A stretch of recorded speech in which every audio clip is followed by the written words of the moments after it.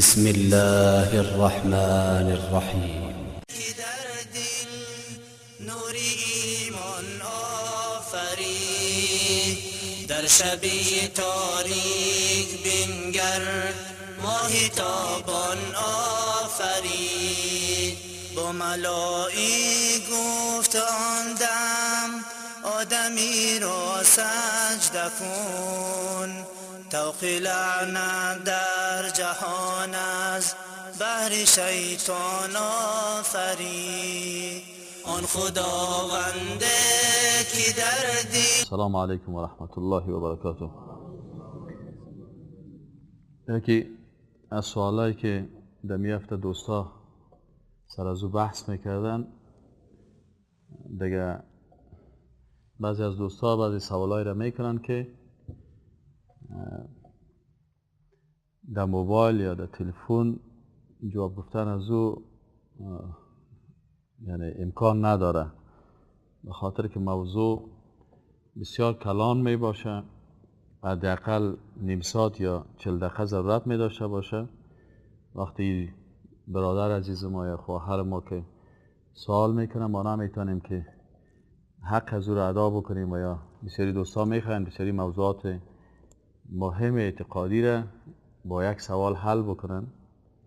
و ما همیشه خدمت شما گفتیم که رسول اکرم صلی الله علیه و سلم 13 سال مکمل درس عقیده داد و آیات قرآن تقریبا آیات مکی که در 13 سال که در مکی مکرمه نازل شده قبل از هجرت، این آیات کلش درباره عقیده بوده و این به خاطر اهمیت عقیده هست.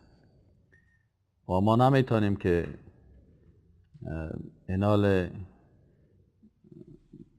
آنچه که رسول الله صلی الله علیه و سلم در 13 سال درس داده او را ما مثلا از طریق موبایل در 2 دقیقه یا 3 دقیقه یا 4 دقیقه جواب بگوییم. به این خاطر من تقاضایم از دوستا همیشه این باشه که خیلی سوالتان روز جمعه بیاین، من انشاءالله براتون جواب میتم.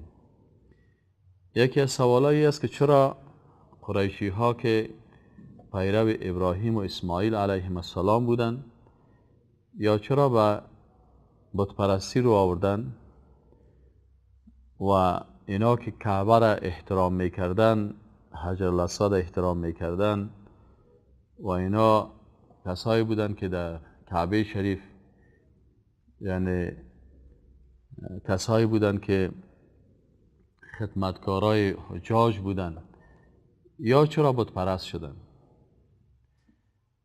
علت و بین فلسفه توحید و فلسفه بت پرستی چی فرق است؟ یعنی سوال بسیار سوال بزرگ است که نمیشه این آدم در یک 2 دقیقه 3 دقیقه در موبایل یا تلفن جواب بگویه و نمیشه که آدم مثلا در یک ختم درس وقتی که ساعت پوره شده باشه یک کسی یک سوال میکنه جوابش بگویه.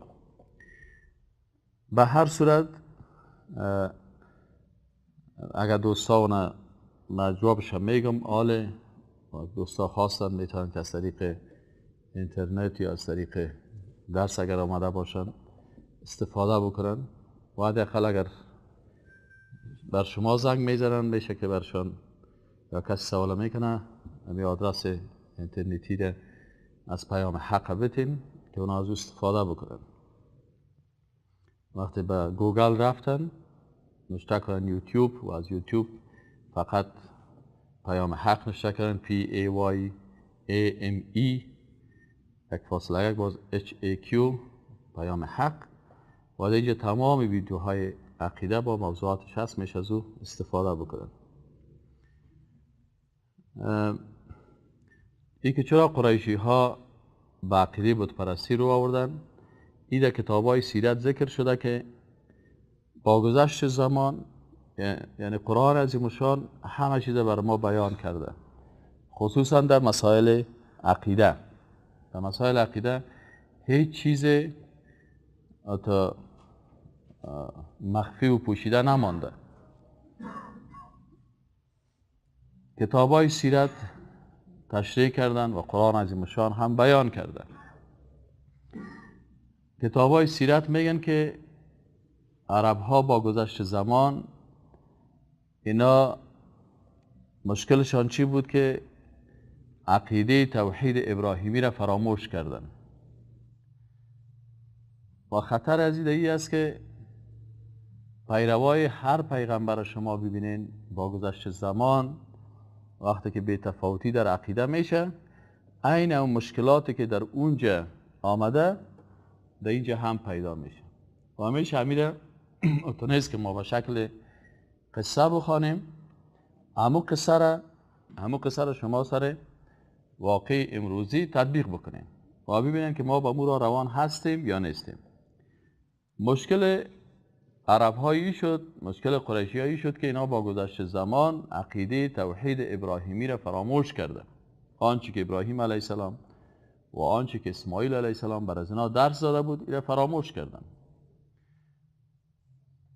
علم علما در حدیث رسول الله میگه که علم الله از قلب علما نمیبرداره، بلکه با وفات علما جانشین از اینا انسانهای جاهل میشن. وقتی که جاهل شد خودش هم گمراه هست و دیگرها را هم گمراه میکنه. این قضیه در بین قریشی ها شد.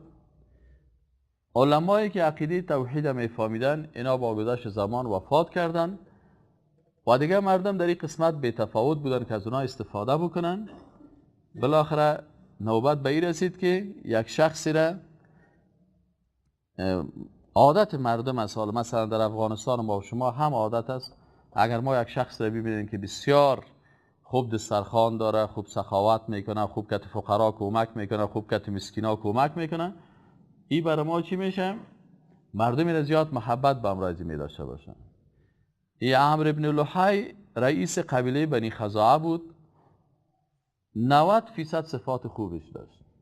خوب دسترخوان داشت، خوب مهماندار بود، خوب با فقرا و مساکین کمک میکرد، خوب شجاعت داشت. از دیدگاه سیاسی رئیس قبیله بود در بین مردم.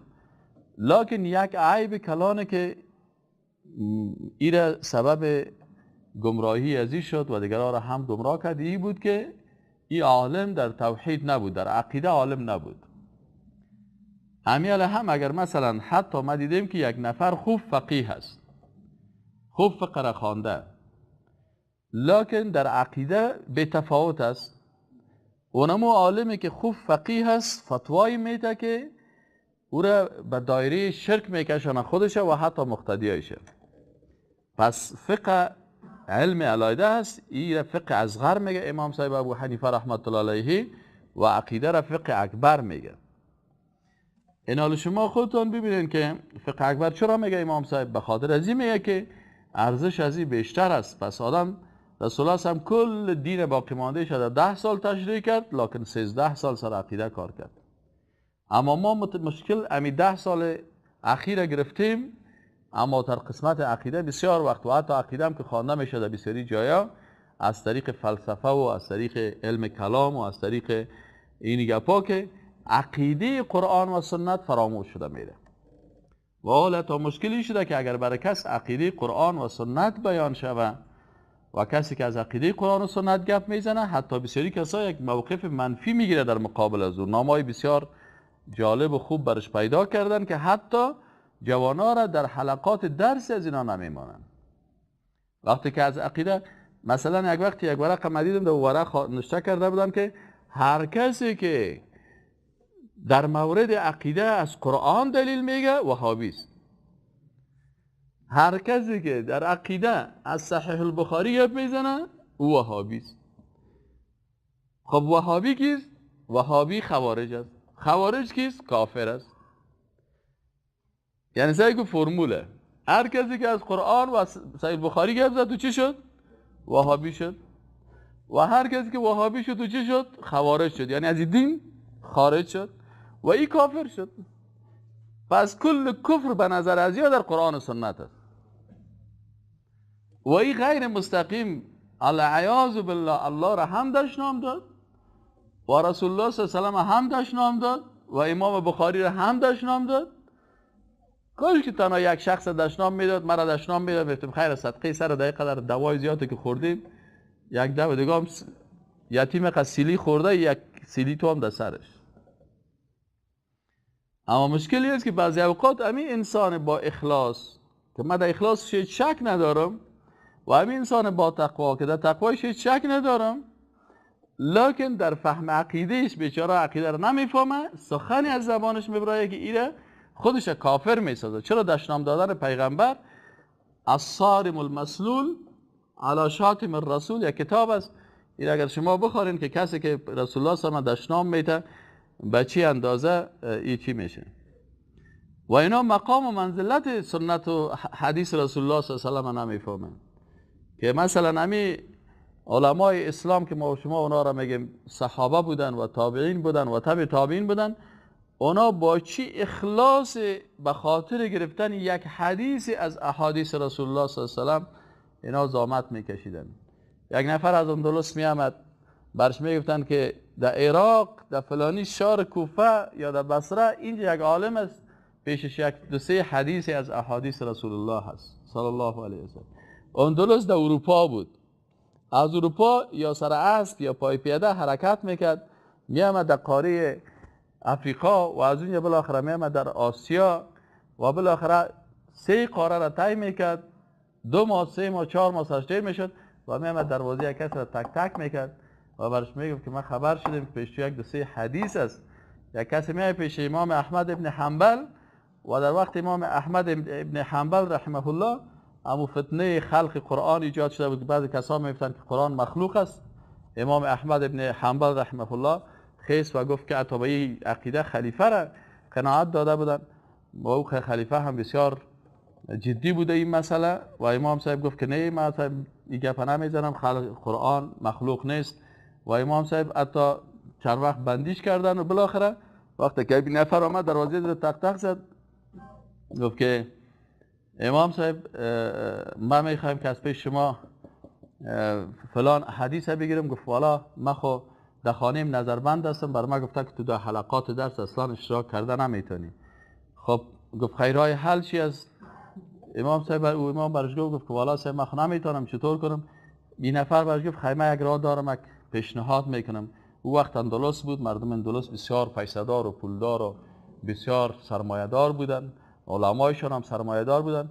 گفت خیمه میرم، همین لباس خوب ما میکشم، لباس یک گدایگر میپوشم و 3-4 خانه رو دروازه رو تک تک میکنم که من گدایگر هستم.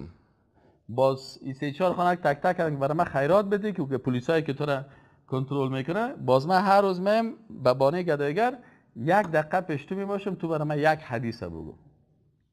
بازی هم تو میکرد، میرفت چند خانه رو تک تک میکرد و پلیسا سر میکرد و برو گدایگر است. باز میرفت خانه یکی رو تک تک میکرد، دیگر رو تک تک میکرد، دیگر تک تک میکرد. میامد در خانه امام احمد ابن حنبل رحمه الله، بازو برش میگفت یک حدیث میگفت، بازی حدیث میگرفت، بازو رو میرفت نوشته میکرد، حفظ میکرد. باز به سبایش خود چند روز در لباس گدایگر چند حدیث گرفت و ما تو پیشی ما صحیح البخاری تیار جور شدگی ماندگی و ما بالاخره عوضی که ایره احترام بکنیم و بخوانیم و از استفاده بکنیم. میگیم صاحب هر کسی که صحیح البخاری را خواند چی است؟ این وهابی هست و وهابی کافر است. سبحان الله کتازی مردم دیگه ناله باز بخی میگه اوابیا رو ما چطور کنم جویچه رو پر کنم چطور کنم کتازی. به هر صورت اینی مشکلاتی است که ما در کشور خود فعلا داریم، لکن این مشکلاتی است که با گذشت زمان وقتی که آیسته آیسته مردم ذهنیتشان روشن میشه و مشکلی است که وقتی که افغانستان باز شد او روز یک مجلس شیشته بودیم، مرا میگفت یک کسی که استاد شما چرا در مقابل اینمی کسایی که رفع الیدین میکنن یا امین بالجهل میکنن، حال خود در اینجا مذهب حنفی مروج است، شما چرا در مقابل برازیا بفهمانین که مذهب حنفی مروج است، تو باید اینمی کارا نکنی چطور کنی؟ والا مفتومی کار بر تو بسیار آسان است، اما من این کارا کردن نمیتونم، برای من مشکل است، من یک عکس العمل نشان دادن نمیتونم. چرا نمیتونم؟ من 2 دلیل دارم. یک دلیلی است که یک روز در خانه ما یک جوان می و دروازه را تق تق میکنه و بر من میگه استاد من از استرالیا آمدیم.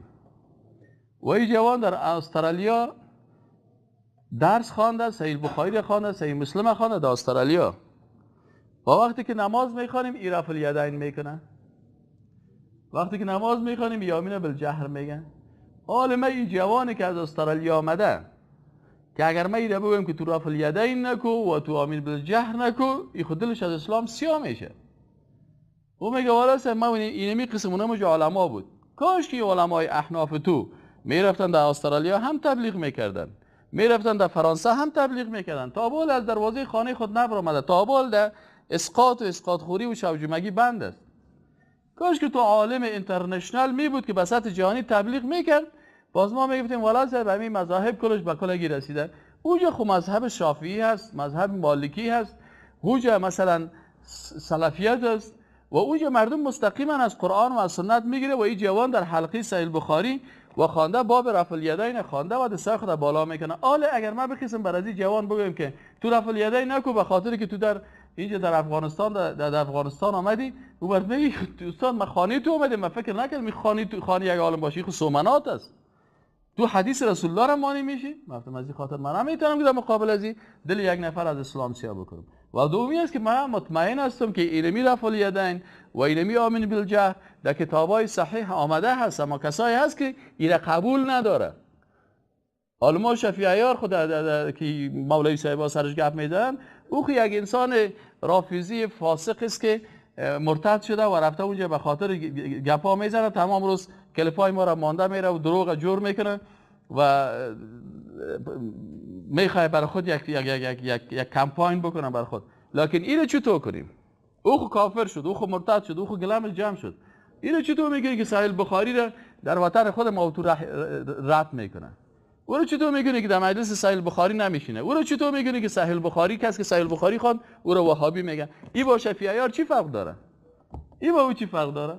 او خب بیرقش بالاست میگه من کافر هستم. او خب پیغمبر هم دشنام میته، صحابه هم دشنام میته، تابعین هم دشنام میته. وقتی که پیغمبر و صحابه و تابعین دشنام داد دیگه من خب به خاک پای از اون نمیرسم. برای من خلق که دشنام بده صفحه سرش. او که معصوم دشنام میته، ما خب غیر معصوم هستیم. او خب مشکل او بیرقش بالا هست. او رو کمی آدمه که اندکی از ایمان خبر باشه، او رو میفهمه که انسان کافر است و مرتد شده و از دین برآمده. او بیچاره گلمش جمع است، خلاص او جنازهش خوانده شده، سر مرده جنازه خوانده شدگی باز جنازه نخوان، او گلمش جمع است. اما بیا غم از این بیچاره را بخو که میگه من مسلمان هستم، من با تقوا هستم، من با ایمان هستم، من با اخلاص هستم، لکن صحیح بخاری را دشنام میته. وقتی که صحیح بخاری را دشنام داد، صحیح بخاری گپای کی است؟ گپای صدایی نیست او مردم.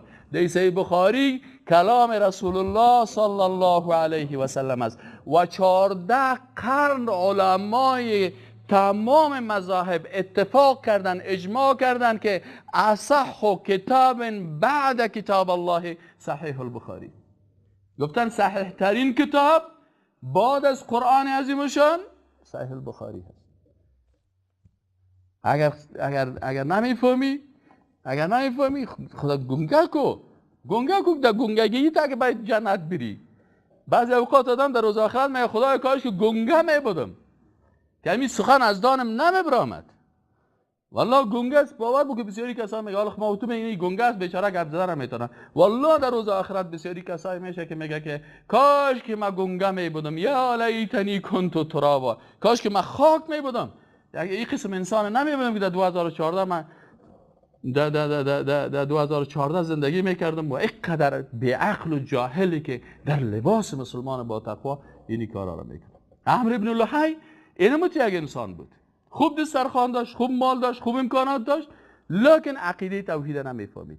مردم خیستن که صاحب تو خوب بزرگوار هستی، تو خوب آدم هستی، تو بخی تو رهبر دینی ما شو. که دید والا چقدر خوب است. عاجل صاحب عمرو بن لحی صاحب به صفت رهبر خود قرار داد. عمرو بن لحی صاحب مجرده که رهبر شد، رهبر را شما میفهمید نه؟ همین رهبر شد بعد که سفرهای خارجی شروع میشه. امروز صاحب هندوستان رفته، امروز پاکستان رفته، امروز اندونزیا رفته، امروز فلان رفته، چوکیش همیشه بیکار میباشه. این صاحب یام خیس عمرو بن لحی به شام رفت. شام در قدیم شام امپراتوری روم این مناطق اشغال کرده بود. شام سابق فلسطین، سوریه، لبنان، اینی منطقه را اردن، اینی منطقه را کلش شام میگفتن، بلاد شام. این وقتی که عمرو بن لحی رفت به طرف شام، در اونجا ای خود مثلا در مکه مکرمه هستن، مردم های عصر جاهلیت هست، تا بال دختر از زنده زیر خاک میکنن، عادت های قبلی دارن. اونجا که رفت صاحب سعی کردن که اوه مجسمه ژوپیتر هست کو، اوه این مجسمه ها هست کو، اوه این بلدنگ ها هست کو، اوه این فلانی ها هست کو. امی سای منصبایی که در زمان داوود خان خیسن رفتن به شوروی. اینجا در افغانستان که بیچاره تیا دریش شاگرز کینگرز شیخ واگور تین خواگور یعنی گپا رو یاد داشتن. اونجا که رفتن که کاک دیلا که خراب شو که چطوره گویی یا گفتن اوه اکثریت زیاد شوروی عقیده خود از دست دادن، چون اینجا عقیده رو نخوانده بود. اینجا عالم دین موتوس هم برش عقیده رو تشریح نکرده بود. اینجا عالم دین برش حافظ شیرازی رو خوانده بود که اگر آن ترک شیرازی به دست آورد دل ما را، به خال هندوش بخشم سمرقند و بخارا را. ایده طفولیت در ذهنش اشته که به خاطر یک دختر یک شاعر دو ولایت داد. این که وقتی که شاعر ما به خاطر یک دختر دو ولایت میته، مسای منصب افغانی باید به خاطر دخترای روسی بسته مملکت فروختن. خب عمرو بن لحی اینما تو مثل نمیست، اینمی تحصیل کردهای ما وارسه که از اینجا رفتن صاحب چی کردن؟ ای که رفت فلسفه بت پرستی برش تشریح شد، قناعتش حاصل شد و برش یک دانه مجسمه را جور کردن. مجسمه را از یاقوت سرخ، همین چرا این انگشترها یاقوت هم میگن سچه است دیچری کسا چرا یاقوت میپوشه میگن سچه است؟ این خونمو هوبل صاحب یک توته از کدام عضو اندام هوبل مانده یا گردش مانده یا کدام جایی که دیگهش مانده، با زیر انگشتری خود چخ میکنه که این صاحب چی هست؟ این سچه هست. سچه به خاطر اینکه هوبل از یاقوت جور شده بود، از یاقوت سرخ. تاریخی رو میگه، ما نمیخواریم بخوانیم. حداقل که کتابا رو باز کردی که تو بخوانی یک کمک عقلت سرش کار پردی. با خدای خو عجب گپ است.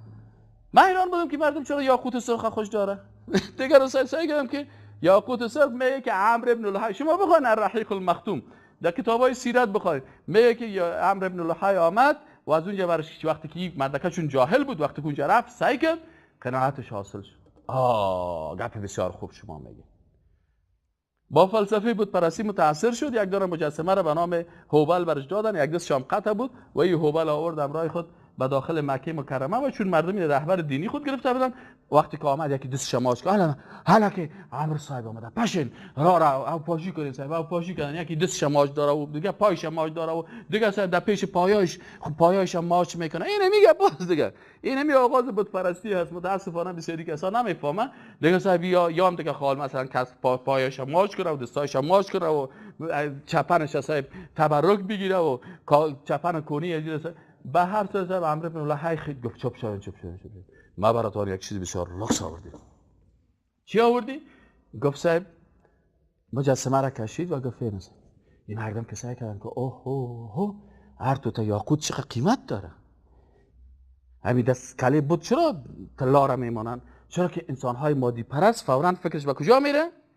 به طرف طلا میره. صاحب بوتا را از جور میکنن، از یاقوت جور میکنن. این کار مردم متاثر به این عقیده شد و در پالوی کعبه این بوتا ماند.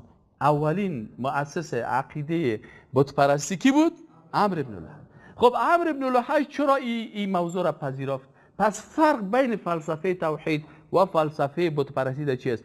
این موضوعی که آل ما براتون میگم برادرای عزیز، این موضوع کل اساس دین تشکیل میده. اگر اینمی موضوع امروزی رو یاد داشتی، کس عقیده تو رو خراب کرده نمیتونه. اگر این عقیده تو رو بت پرست، قبر پرست، مرغ پرست، گو پرست، شادی پرست عقیده تا خراب میکنن.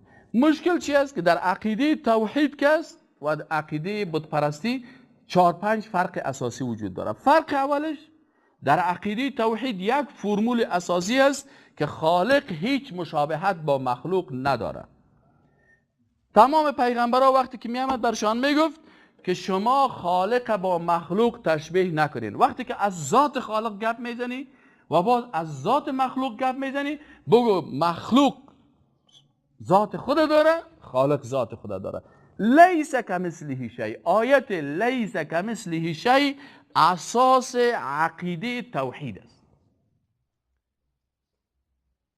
نه با مرد مشابهت دارد، نه با زن مشابهت دارد، نه با انسان مشابهت دارد، نه با حیوان مشابهت دارد. این تشبیه از ذهن دور کن. اما مشکل چی بود؟ مشکل کسای دیگه که از سه گفت لیس کمثله شیء در ذهن نمه. مجرد که میگی ید الله، دست الله، چرا دست گفتی؟ اینجا دست تو دست داری؟ دست منه به دست الله چی؟ من خب مخلوق هستم. چون این در ذهنش لیس کمثله شیء جای نگرفتن. برادر عزیز، ید الله، دست الله به همون شکلی است که به ذات و جلال عزو شایسته است. با دست من تشبیه نمیشه. دست من از پوز جور شده، از خون جور شده، از استخوان جور شده. اگر این چیزها را به الله نسبت بدی تشبیه آمد. تو لیس کمثله شیء باید بفهمی. این حالا اگر کس لیس کمثله شیء فهمید، خلاص اگه برش گفتی که در قرآن وجه روی بر الله گفته شده، میگه اما قسم که به ذات الله شایسته است. روی من واره نیست، من مخلوق هستم. اگه گفت قدم الله لیس کمثله شیء، فکرتان باشه در این قسمت که آمد اینمی آیت فوراً در فایل داخل کن. ید الله، دست الله، لیس کمثله شیء. وجه الله، روی الله در قرآن آمده؟ بله لیس کمثله شیء. قدم الله در قرآن آمده؟ بله آمده لیس کمثله شیء. نزول الله، بله لیس کمثله شیء. نزدیک بودن الله با بندش و نحن لاقرب الیه من حبل الورید، لیس کمثله شیء. او را با نزدیکی خود با مخلوق چی نکن؟ تشبیه نکن. همین آیت قرآن اساس است در عقیده توحید. اما در عقیده بت پرستی چی است؟ مشکل عقیده بت پرستی است که اونا الله را خالق با پادشاه ها تشبیه میکنن. ما لیس کمثله شیء میگیم و مش تشبیه با چی میکنن؟ با پادشاه میکنن. این مشکل اولش. مشکل دوم چی است؟ فرق دومش که در عقیده توحید الله بی نیاز است. قل هو الله احد الله الصمد. روز یک کسی در یک شاگرد هستن برای ششته مرا میگه استاد این قرآن برای ما یک استادم گفته که 50 معنا داره. 50 معنا داره؟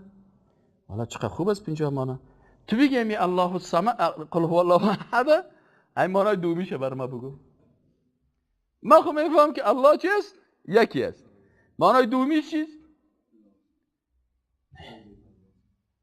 معنای قل هو الله احد چند معنا داره؟ اگر دو معنا کردی چی شد؟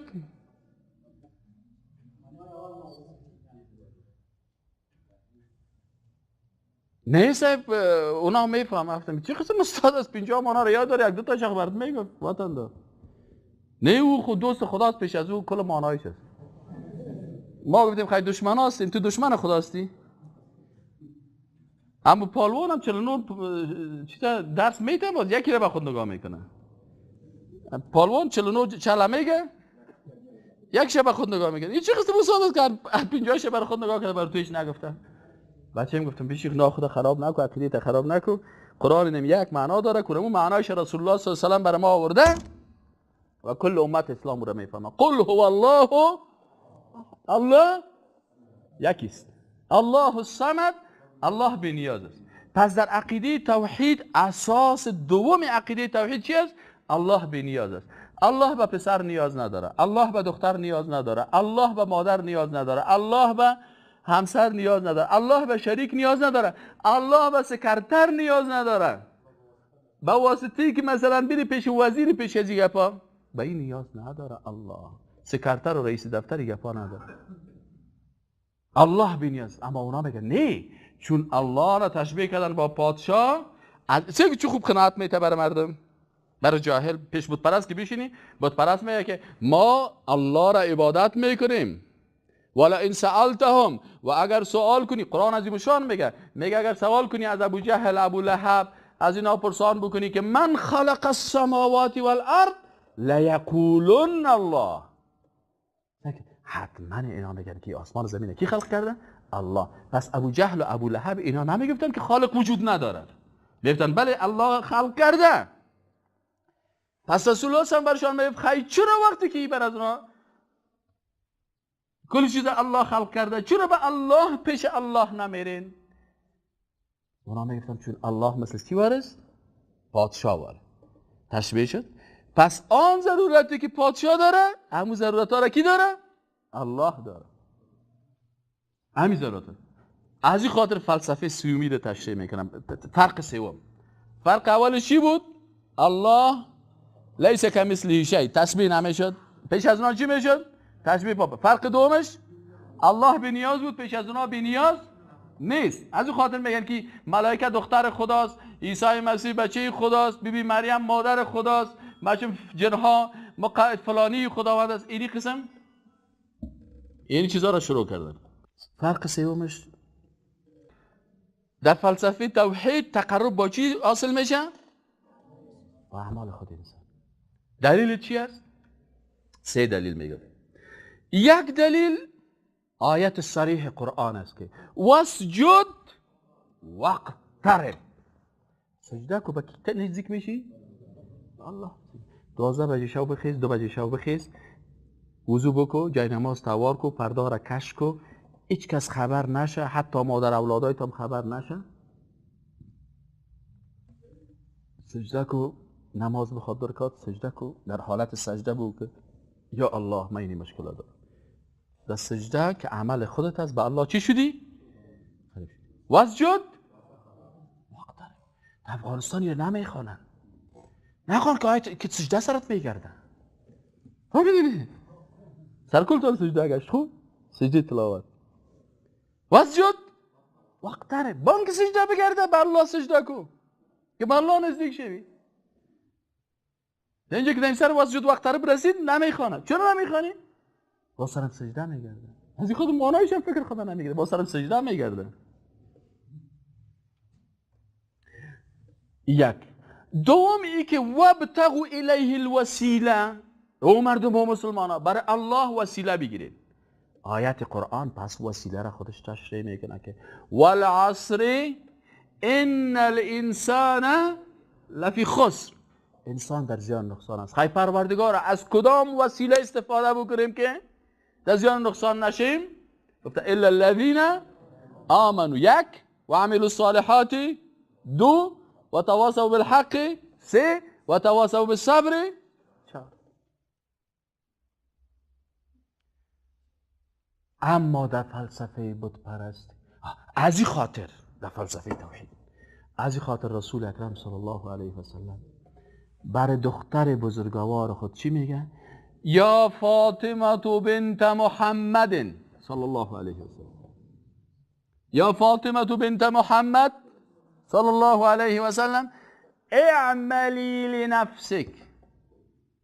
چی معنی اعملی لنفسک؟ خودت برای خودت عمل کن. انی لا اغنی عنک من الله شیئا، من نمیتونم که در مقابل الله برای تو چیز منفعت برسونم. چرا که ان الانسان را رسول الله صلی الله علیه و سلم میفهمید که در این انسانه کلگی داخل است. مرد، زن، پیغمبر زاده، ولی زاده، شهید زاده، فلانی زاده، کلگی باید باشه. از این خاطر بر از این گفت که ان الانسان لفی خسر یا فاطمه بنت محمد اعملی لنفسک، خودت برای خود کار کن. برش میگفت دخترم تو توتی جیگرم هستی، تو قلبم هستی، تو را دوست دارم. در مسائل دنیا چیز تقاضا داشته باشی من در خدمت هستم، اما در مسائل آخرت خودت برای خودت کار کن. اعملی لنفسک انی لا اغنی عنک من الله شیئا. آلی چه قسم شدن؟ والا صاحب نه، من خب بچه مولوی صاحب دیبالا هستم. خب بچه مولوی صاحب دیبالا، ما هم بچه مولوی دی پایان هستم. یک وقت برای ما هم تو گفته شده بود. ما میگفتیم یک وقت که پیش ما که میام از مصرف اول در فاکولته بودم، دیگه در چی بودیم که وقتی کس برای ما میامد صاحب مویای ما جور شدگی، قواره خود از امیتاب بچن جور میکرد، مویای ما امیتاب بچن واره، جمپرای قلوچ پوشیدگی، خوب چکر زدن، اونجا برو چی گپ است؟ ما اولادی دینار بابا هستیم دیگه، ما قوم دینار خیلی هستیم، دینار بابا هستیم. این آیاتی که آمدن که تو نماز بخوان و تو روزه بگی و تو عبادت بکن، یا خب برای بیچاره عوام الناس آمدن. ما دیگه قرار در کجا شیشته بودیم؟ دغوندی خیر. ما چی کنیم؟ شما فقط همین قسم کنید که یک نفر بیچاره آمد باز رو حاجتمند میگفتن در خانه ما. باز که حاجتمند آمد یعنی اون محتاج محض دیگه. باز اگرش سفید بیچاره میامد پشتکش کپ بوتایش سل میکردی، باور بک یک نفر میامد خانه ما. یک روز دخترک میگفت پدر من بوتای دیگه سعی کردم، بوتایش کت پلاستیک هم بوتای پلاستیکی خدا پیوند کرده بود، آتش زده بود، بازمون مغارایش افت کرده بود. ما در قصه بوتایش نه، در قصه قوارش نه، برش خوبی یاد داره تعویض بده. این نشته میکنه که 24 26 32 94 70 88 چطوره کنی؟ پدر چی مانا؟ گفتش که برو بچه مانش رو چی میکنی؟ نشته کو خب نشته کو یا بدوخ کی است؟ بچه نکلاو دیگی نشته کو حیران ماندیم. در دودی نشته کرد. چی نشته کرد دودی؟ فرعون. ها؟ شفا در نام فرعون است؟ فرعون، هامان، شداد، نمرود. اگر شفا در نام از این کافر هاست یا کافر بودن. اگر میگی نه از قرآن است بازی چرا در میتی میگی دودی؟ خصوصا هیچ دلیل و هیچ سندی وجود منتها چیه بس؟ ایره کس بر ما نمیگفت که پیغمبر خدا برای دختر خود گفته که یا فاطمه تو بنت محمد صلی الله علیه و سلم اعملی اینی لا. وقتی که ایره من خوانده تعجب کردم که وقتی پیغمبر خدا دخترش نمیدانه که پیغمبر، وقتی که آیت قرآن هم میخوانم که استغفار ابراهیم به پدرش فایده، استغفار پیغمبر برای کاکایش فایده، قرآن برش میگه لئن استغفرت 70 مره، یک دفعه خود چی؟ ای پیغمبر اگه 70 مرتبه برای مشرک تو استغفار کنی الله استغفارت قبول نمیکنه. از این خاطر بت پرستا چی میگن؟ پس از ما تقرب با چی شد؟ با سجده شد نشد؟ ها؟ تقرب با الله با ایمان اعمال صالحه تواصوا بالحق و تواصوا بالصبر شد نشد؟ پیغمبر اسلام صلی الله علیه و سلم برای دختر خود گفت که عمل بکو یا نگفت؟ تا وسیله چی شود؟ نجاتت شود. اما بت پرستا چی میگفتن؟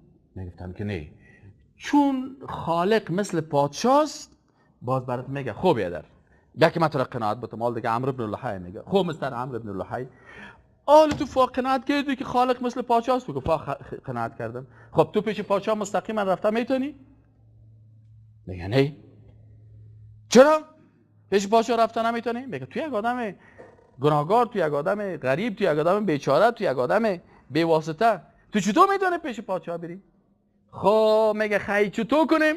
میگه پیش پادشاه مجبور هستی پیش یکی از نزدیکای پادشاه بری، یا وزیرش یا سکرترش یا رئیس دفترش یا یک قومش یا یک رویدارش. پیش از این پادشاه برو، باز پادشاه تو رو چی میکنه؟ دست تو رو گرفته تو رو میبره پیش پادشاه. آهای گپ در قسمت پادشاه درست است. چرا پادشاه مرا خب صحیح است. در قسمت پادشاه وقتی که درست است، آل در قسمت چیز چی میگی؟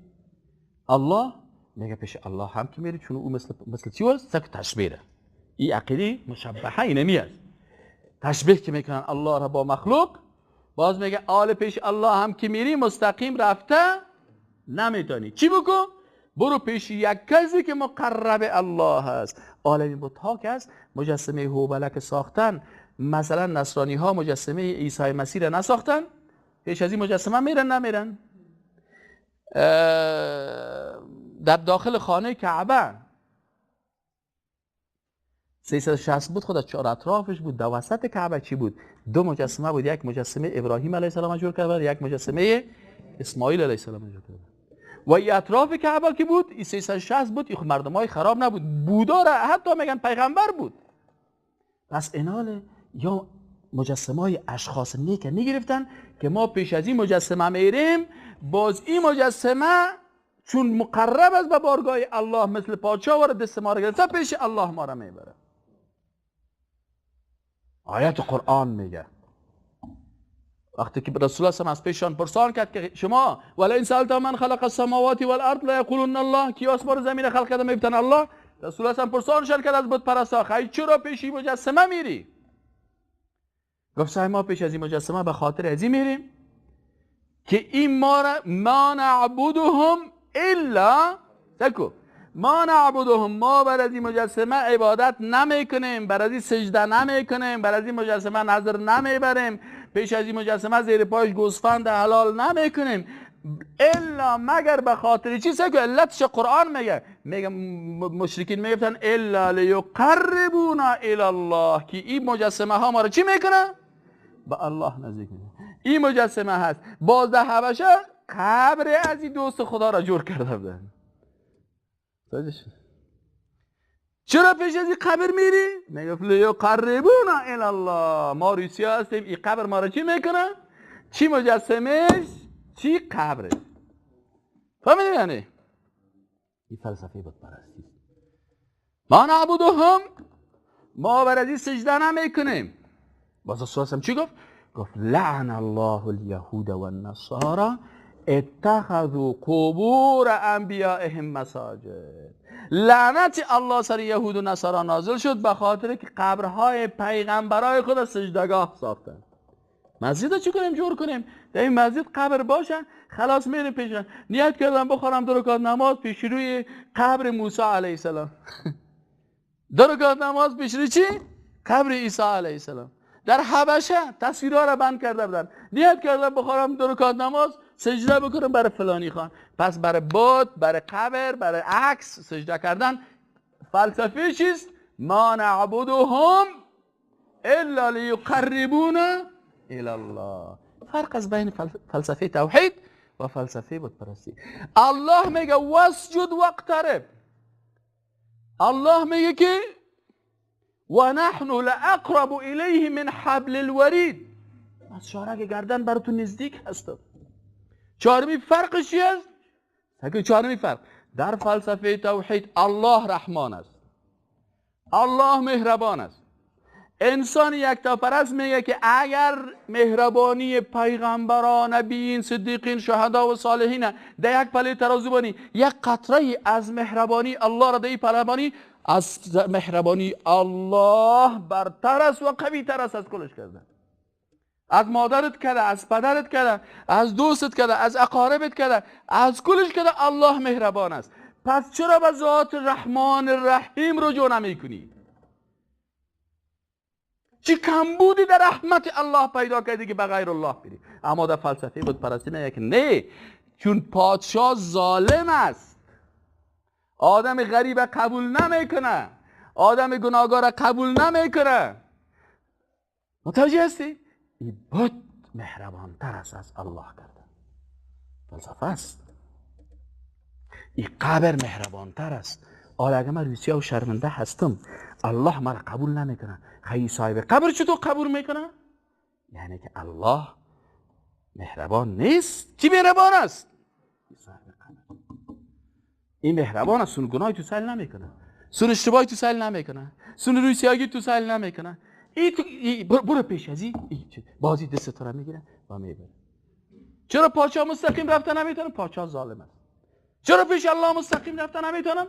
در فلسفه ازوک الله هم العیاذ بالله ظالم است و این کفر است. باید 24 ساعت میخونیم بسم الله الرحمن الرحیم.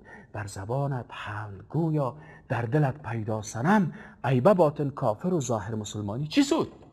در زبانت میگی بسم الله الرحمن الرحیم و باز در قلبت میگی که الله، اگه الله تو عقیده داری که رحمان الرحیم است، راسن به ذات رحمان الرحیم برو.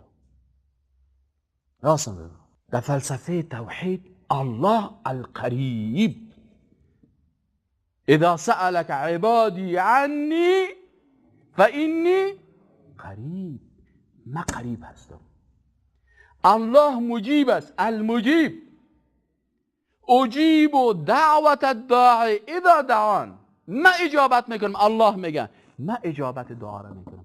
اما باز فلسفه میگه نه، اجابت دعا را الله نمیکنه. برو دعا برای کی بکن؟ دست دعا بالا که پیش بابا نانک، برو دست دعوا رو بالا بکشه.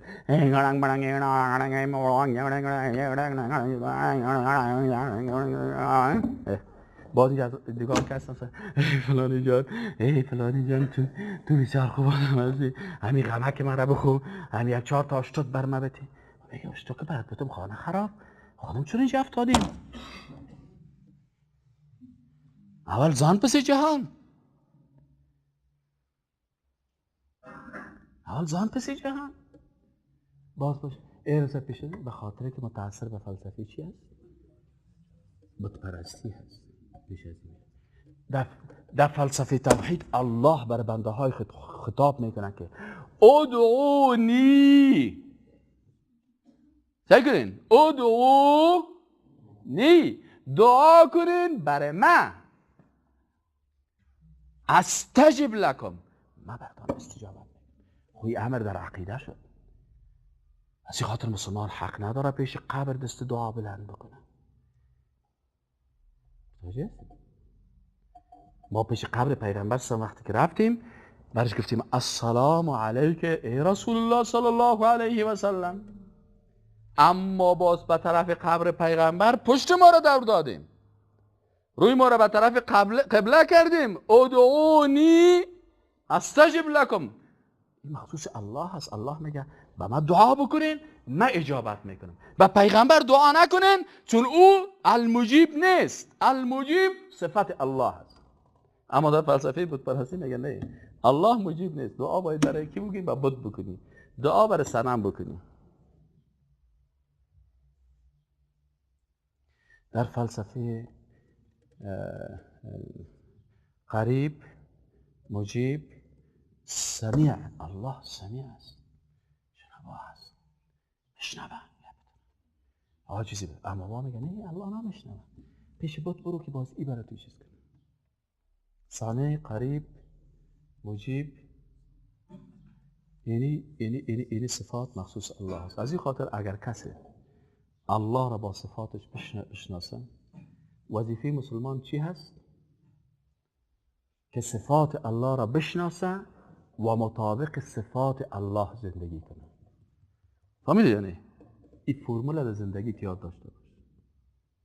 صفات الله را بشناس و مطابق صفات الله زندگی بکن. بفهم که الله قریب است، مجیب است، سمیع است، رحمان است، رحیم است.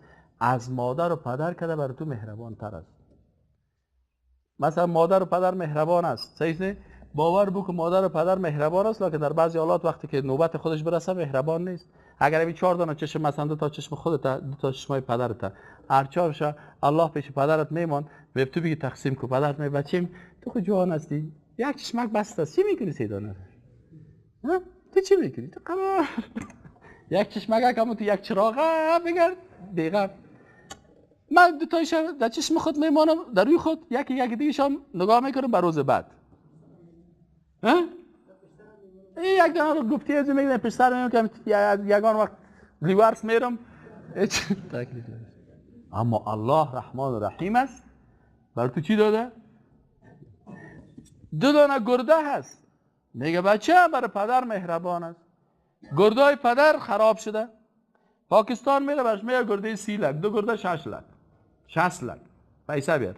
این میگه بچه خدا من بس جان با تو چه خزامت کشیدم، چه خواری کشیدم، من نو تولد شدی 2 ستاره گرفتم، قوطی شیر خوردی، مزدورکاری کردم، غریبی کردم، بر تو آوردم، دروغ گفتم، خیانت کردم، ددان تو انداختم. حالا از این یک گرده من 2 دانه گرده مردیش خراب شدم، یک شبش بتین. یکی آمده پیش من، والا استاد من یک سوال دارم، یک مشکل دارم. چی مشکل داری؟ والا پدرم گرداش خراب شد، حالا مرا محکم گرفته که یک گرده بتین. من گفتم خیر است برش بتین. نه استاد کل جوانیای خود 2 گرده‌ای تیر کرد، حالا من جوانیای خود یک گرده‌ای تیر کنم. سوا برای مشکل پیدا شده. اینا رو الله بر تو 2 گرده داده. 30 لک دایی بغلت داری، 30 لک هم دایی بغل دیگه داری، 60 لک. آیا یک روز نگفتی که پروردگارا تو رحمان هستی، تو رحیم هستی؟ من بیچاره غریب اگر نمیدادی از بازارم خریده نمیتارستم، وضعیت من چطور میبود؟ این حالا صاحب یک روز گرده من درد میکرد، پیش یک دکتر میرم 16 دفعه تشکری میکنم. دکتر صاحب خیر ببینید خانه ای آباد هم غر بزنن. دکتر صاحب داره درد درد چخ موضوع کلا نمیکنه که تو اومدی کلان آدم هستی خدا آدم تحمل کن. دکتر صاحب قابل تحمل نیست. الله اکبر کلاک دلکم گردگکم وقت کمرم گردگکم بیخی از درد زیاد خواندن شروع کردیم. وای وای کمره من آخر صاحب از گرده دردی این حال او صاحب امان چیز خیلی یک بشکاریه که درد خوب بده که همین چیز کنه. این حال بعد از اون میفهمی که سبحان الله در 50 سال که الله برای تو گرده اوریجینال لوکس داده بود یک روز نگفتی که پروردگارا رحمت الله ذکر. یک روز پیش یک دکتر رفتم یک دندانم از جیبم یک کریم از آگرفتم گفتم برو خوی پر میکنه از من یک 1200 1300 گفتن میگیرم. من پیش ازی بودم یک دکتر دندانم پر کرد. وقتی که برام جیب من گفت استاد جیب تا دست نکنی. چرا؟ تا نتره میشناسم تو فلانی استاد هستی اینترست است. خب خانه تو آباد اینه به خاطر که تو فلانی استاد هستی تو رو میشناسم احترام دارم. اینه دواگه دیگه این که یک توتگک دوا که سوراخ دندانم کرد یک ماشینه یک دو غرغرک کرد. خلاص عزیز صاحب من تشکر کردم به دکتر صاحب خانه تو آباد که بسیار زیاد تشکر که بسیار لطف کردی که بسیار مهربانی کردی. اینقدر خوش شدم از پیش ازی بیرون که برای من موتر دستم به موتر کشیش شد. یک دفعه دای میدل میکنش که خانه خراب 32 دندان الله برات داد یک روز از پیشش تشکری نکردی. یک روز نگفتی پروردگار تشکر از زمین 32 دندان. این یک پودر وار چیز در دندان انداخت تو چقدر خیستی برازی تشکری و احترام و یکو. سبحان الله. این حال سبب که اگر کسی فهمه که الله رحمان است دو چشم تفکر بکو گردای تفکر بکو این قلب تفکر بکو. یک نفر یک دانه گروپک قلبش خراب است این برو پس بیا این برو پس بیا این برو پس بیا چی گپ است والا اینمی گروپ شارت است. اینجوری که یک ساکت که الله میگه نمیدونم که ساکت برق چیز میکنه. اون یک گروپک سای به هزار دلار خود مصرف میکنه و الله برش خوب و متقبل ما تو قلب خوب داره. یک روز شده شده که از این خاطر به رحمت الله امیدوار باشیم به مغفرت الله امیدوار باشیم. الله سمیع است امیدوار باشیم. و سعی آخری فرمول چی است در عقیده که صفات الله را بشناس و مطابق صفات الله زندگی. رحمت الله را بشناس و از رحمت الله ناامید نشو. قل یا عبادی الذین اسرفوا علی انفسهم لا تقنطوا من رحمت الله. الله میگه بگو برای بنده های من که اسراف کردن. اسراف چی معنی؟ زیاده روی کردن. یک روز فکرش نشده شراب خورده، یک روز فکرش نشده به کدام زنا مبتلا شده، یک روز کدام کار خرابی را کرده، یک گناهی را کرده که خودش میفهمه. الله مهربان سترت کرد. الله از مهربانیش رو چی کرد؟ ستر کرد، رسوایت نکرد. باز دروازه توبه را برات باز ماند. باز آیت قرآن را خب برات تو روان کرده که یا قل یا عبادی الذین اسرفوا علی انفسهم. بگو برای بنده های گناهکار من که لا تقنطوا من رحمت الله. از رحمت الله ناامید نشین. الله گناه های شما را میبخشد، دروازهش باز است. برین به دربار. لکن عقیده توحید اینمی است که انسان مسلمان چی کنه؟ الله را بشناسه، به رحمت از او بسیار امیدوار باشه. امی که دکتر هم است، امی دکتر هم از رحمت الله است. یک روز من یک دکتر بر من گفت دکترها یگان گفت بسیار قوی میزنن چون اونا عالم هستن. گفت که استاد این نمی درد هم که از رحمت الله است. گفتم ما دکتر سمی درد شو تو رحمت الله است. گفت اگر درد نباشه تو معالجه نمیکنی، گردایت از بین میره. اینمی رحمت الله هست که تو زود میری و معالجه میکنی و گردی تو خوب میشه. اگر امی درد نباشه سبحان الله اکا درد هم از رحمت الله. حتی دوزخ یک عالم گفت دوزخ از رحمت الله است. گفتم دوزخ شو تو از رحمت الله است. گفت اگر دوزخ نباشه باور کن انسانایی که دیگه خدا میخوره. یعنی ترس دوزخ نباشه هر کدام تا نگیر ما بیاین خفقتان میکنه. دوزخ میترسم که برادر سوار زدال گیرک مگه دکه بده برای چیز بکنه. اونم دوزخ است که تو از شر من خطا خوردی. همون دوزخ است که تو میترسی من از شر تو خطا خوردیم. از این خاطر اون کسایی که در اروپا و امریکا که از دوزخ نمیترسن یک کشیش برشان میگه که اگر تو عیسی مسیح if you love Jesus Christ اگر تو عیسی مسیح را دوست داشتی تو جنتیستی. برو دروغ بگو، برو زنا بکن، برو قتل بکن، برو کشتار بکن. نه کل دنیا را در جنگ انداختن. چرا که ما عیسی مسیح را خوش داریم. دروغ. اما در اسلام که یعنی کل گیره که احتیاط کو که آتش دوزخ منتظر تو هست اگر تو یک ذره‌ای بر یک انسان مظلوم ظلم بکنی. از این خاطر رحمت الله بسیار واسع است. یعنی رحمت الله هست که ما شما رو تمام نعمت‌ها را داده. الله بر ما توفیق نصیب بکنه که نعمت‌های الله را در نظر داشته باشیم و مطابق صفات الله را بشناسیم، عقیده خود به الله قوی بسازیم و مطابق صفات الله زندگی بکنیم. و السلام علیکم و رحمت الله. در دل نوری ایمان آفرید، در شبی تاریک بنگر ماهی تابان آفرید. با ملایی گفت آن دم آدمی را سجده کن، طوق لعنت در جهان از بهر شیطان آفرید. آن خداونده که در دل نوری ایمان آفرید، در شبی تاریک بنگر ماهی تابان آفرید. آن خداونده که در دل نوری ایمان آفرید، در شبی تاریک بنگر ماهی تابان آفرید. آدمی بیچاره را بین گرزی بحری گندمه، کرده از جنت بیرون پیری دهقان آفرید. آن خداونده که در دل نوری ایمان آفرید، در شبی تاریک بنگر ماهی تابان آفرید.